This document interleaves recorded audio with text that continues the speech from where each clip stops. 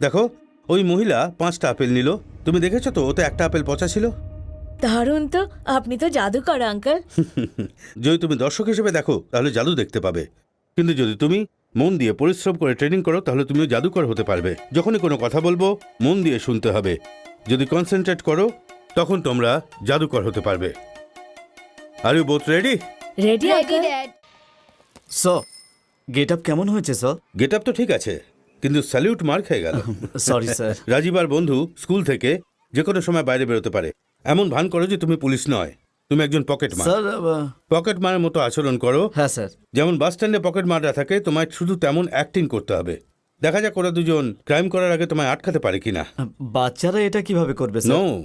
তুমি ওদের under estimate করো না, আমি ওদের ট্রেনিং দিয়েছি। স্যার, রাজীব একজন ব্রাইট স্টুডেন্ট। ও ডাক্তার বা আইটি ইঞ্জিনিয়ার হতে পারে।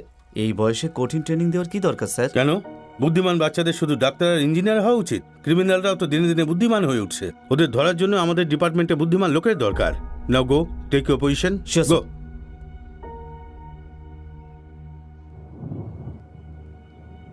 থ্যাঙ্কস। এই রাজীব, ওখানে কি করছিস? মনে হয় বৃষ্টি নামছে। এখন আয়। তুমি যাও, কাল দেখা হবে। তুই ওই মেয়েটাকে কি দিলি রে? বয়সে বড় মেয়েদের পটাচ্ছিস?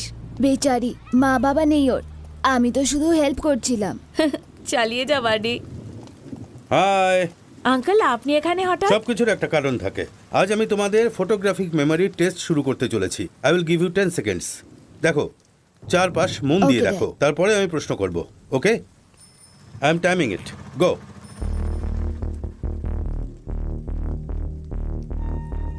That's it. তোমরা কিছু সাসপিসিয়াস দেখতে পেলে? এখন মনে করো তোমরা কি দেখেছো? মুচিওয়ালার হাতে একটা বড় ছুট ছিল, একজন বিড়ি ফুঁকছিল, বুড়ো লোক ছাতার নিচে দাঁড়িয়েছিল। আর,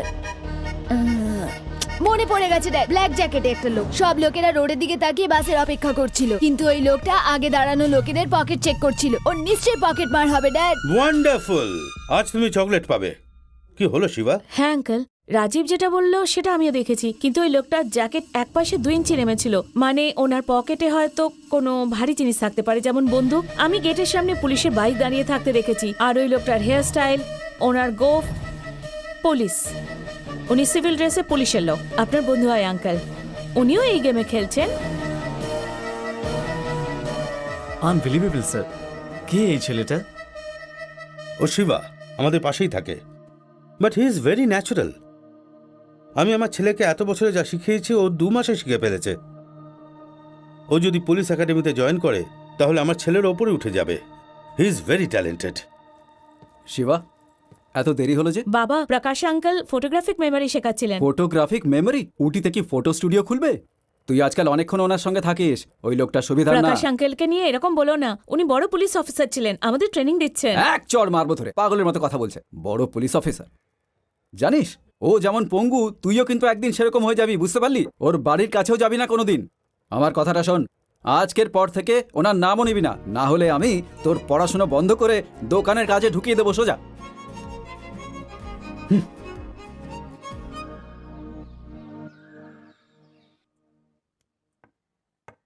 আচ্ছা, তোর নজর আমার রানীর ওপরে। এবার তুই চাল দে। শোনো শিবা, যতই চেষ্টা করো আমার রানীকে ছুতে পারবে না। চেক। কোনো দান নেই তোমার কাছে। চেকমেট।